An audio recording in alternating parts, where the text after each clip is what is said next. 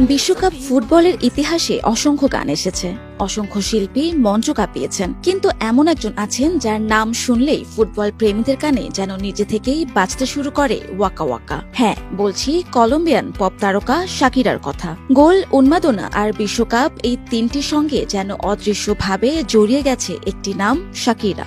2006 বিশ্বকাপে প্রথমবার ফুটবল ভক্তদের নজর কাড়েন তিনি। তার সুপারহিট গান হিপস ডোন্ট লাই এর বিশেষ বাম্বু সংস্করণ বিশ্বকাপের আবহে ব্যাপক জনপ্রিয়তা পায়।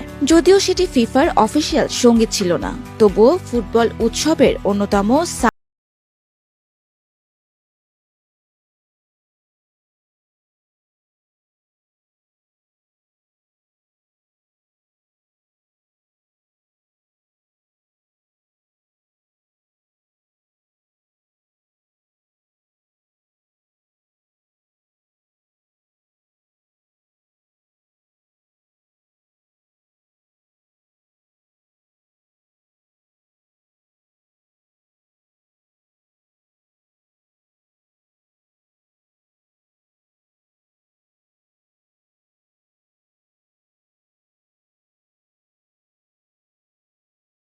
বাঙালিওয়া থেকে অনুপ্রাণিত।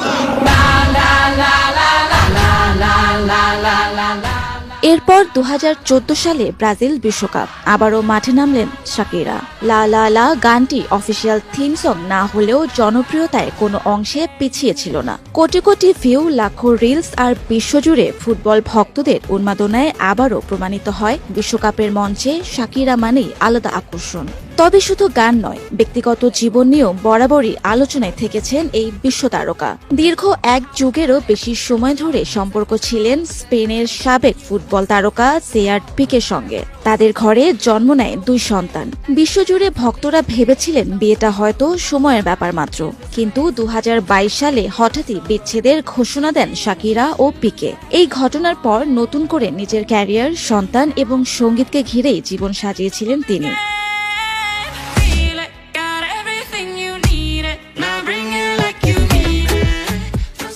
এরপর 12 বছরের বিরতি ভেঙে 2026 সালে এবার ফুটবল বিশ্বকাপের থিম সং দাই দাই নিয়ে হাজির হন কলম্বিয়ান এই সঙ্গীতশিল্পী। কলম্বিয়ার বারানকিয়ায় 1977 সালের 2 ফেব্রুয়ারি জন্মগ্রহণ করেন বিশ্ববিখ্যাত পপ তারকা শাকিরা। লেবানিজ বংশোদ্ভূত বাবা ও কলম্বিয়ান মায়ের পরিবারে বেড়ে ওঠা শাকিরা ছোটবেলা থেকেই গান, নাচ ও কবিতা লেখার প্রতি আগ্রহী ছিলেন। মাত্র 13 বছর বয়সে তার প্রথম অ্যালবাম প্রকাশিত হয়। পরবর্তীতে লাতিন পপ ও আন্তর্জাতিক সঙ্গীত জগতে অসাধারণ সাফল্য অর্জন করে তিনি বিশ্বের অন্যতম জনপ্রিয় শিল্পীতে পরিণত হন। সঙ্গীতের পাশাপাশি শিক্ষা ও শিশু কল্যাণমূলক কর্মকাণ্ডেও শাকিরা সক্রিয় ভূমিকা পালন করে আসছেন। অ্যালবাম, কনসার্ট, ক্যাটালগ, বিজ্ঞাপন ও টেলিভিশন শো থেকে শাকিরার মোট সম্পদের পরিমাণ প্রায় 350 মিলিয়ন মার্কিন ডলার বা প্রায় 4300 কোটি টাকা। ফুটবল বিশ্বকাপের ইতিহাসে অনেক শিল্পী এসেছেন, অনেক গানও এসেছে, কিন্তু খুব কম শিল্পী আছেন যাদের নাম শুনলেই মানুষের মনে পুরো বিশ্বকাপ যুগ ফিরে আসে। শাকিরা সেই বিরলদের একজন। হয়তো এ কারণেই অনেক ফুটবল প্রেমীরা বিশ্বকাপ আর শাকিরাকে আলাদা ভাবতে পারেন না।